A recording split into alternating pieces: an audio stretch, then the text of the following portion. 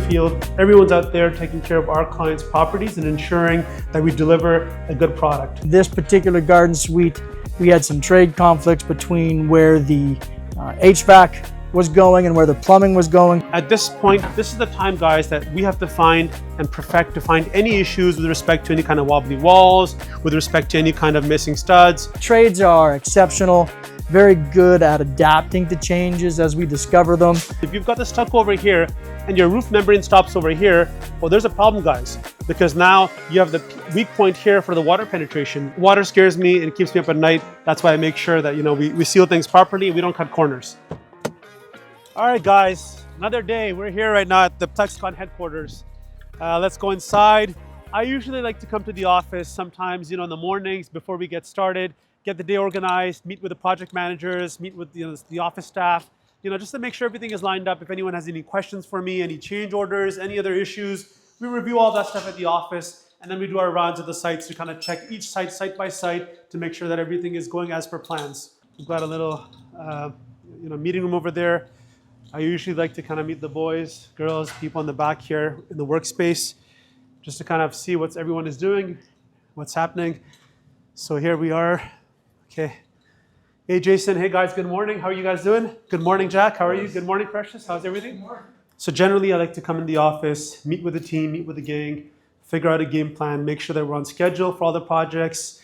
I also kind of assist to see if they need any help with any areas that they're kind of getting stuck with. Sometimes you get stuck with trades, consultants, etc. So I'm here to kind of help push things through with the help of obviously the team, and then upload it basically. The way Precious is doing it now, and then it's editable basically now. Am I right, Precious? It is editable now, yes. I was just talking to them. Yeah.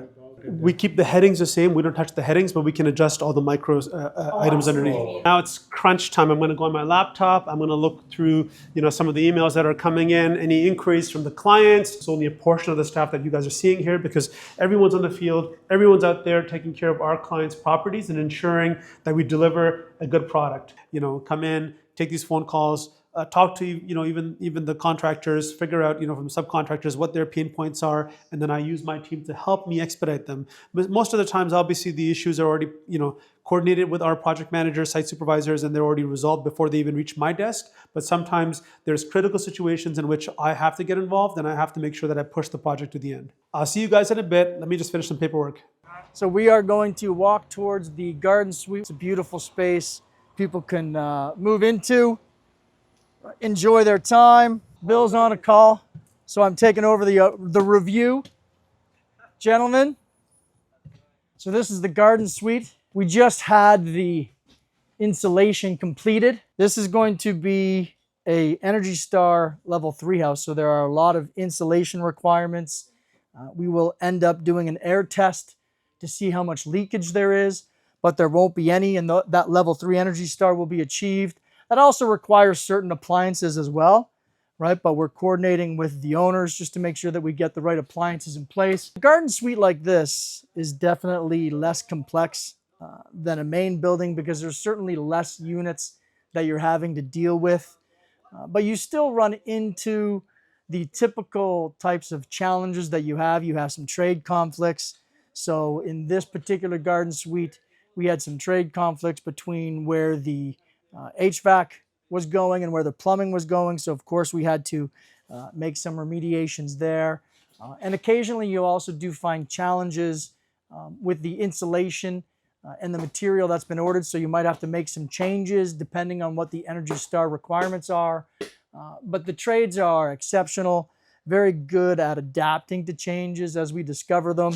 Okay, so the team is out front digging the trench for the electrical, and this is where the electrical panel is, right? And the electrical team, you can see that they've completed their rough-in, right? So we've got all the receptacles ready to go, and you can see that through here. It goes through all through the framing, right? We're going to have the carpenter on site complete some remedial items with the framing that we've discovered, right? And then once that's done, we start to get the concrete repoured, we get the floor all conditioned nicely, we start to put up the drywall with the insulation, right, to keep the Energy Star level 3, right? And then we will come in and start putting in the finishing touches. Sometimes, you're always going to have something there that you might miss because this is of course, a top-up This is not a brand new construction with top-ups. When you're dealing with existing walls, there could always be some surprises, such as, for example, you might have a brick over there, right? The exposed brick, because we're using bricks as the exterior structural wall for this specific property. Now, the addition part where you have a new structure is very easy. It's very straightforward because it's all new structure, new framing. You don't really run into a lot of issues. But at this point, this is the time, guys, that we have to find and perfect to find any issues with respect to any kind of wobbly walls, with respect to any kind of missing studs, anything structural, because once the drywall is up, it's too late. At that point, then you're ripping out drywall to fix issues. So at this point, we also have to make sure that the electrician's wires are all ran at the right locations. We've got to make sure, obviously, if there's a designer, some of our clients have designers as well. So it's very important that the designer walk through the home with us. But in these cases of these multiplexes, we're designing it ourselves. So in this case, we will walk through to make sure that all the receptacles are there, all the switches are there, everything is there as per code. We walk through with the HVAC contractor, we walk through with the electrician, we walk through with the plumber. Even though we may have past electrical, past HVAC, past plumbing inspections, there could always be loose ends where during the course of the time that we pass the inspections to the time that we start drywall, that the pipe might have been moved. The back of the house, guys, you will see the garden suite is there.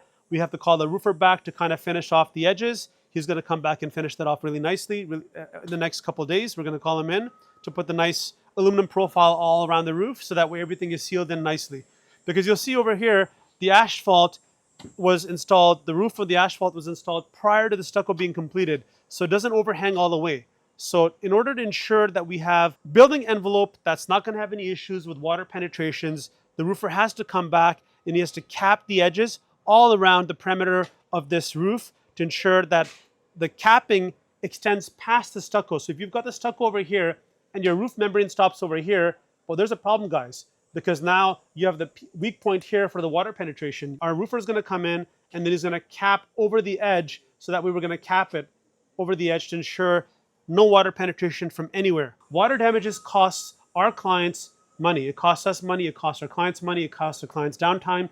You don't want any water penetrations in any of your projects, guys. If it's ever raining, and I always like to walk through the properties when it rains, after it rains, or at least I send our guys to walk through the properties after a rainfall to ensure there's a proper sealing and there's no water coming in. Even if it's a drop of water, guys, that will cause mold, it will cause damages, and you don't want that. Water scares me and it keeps me up at night. That's why I make sure that we seal things properly and we don't cut corners.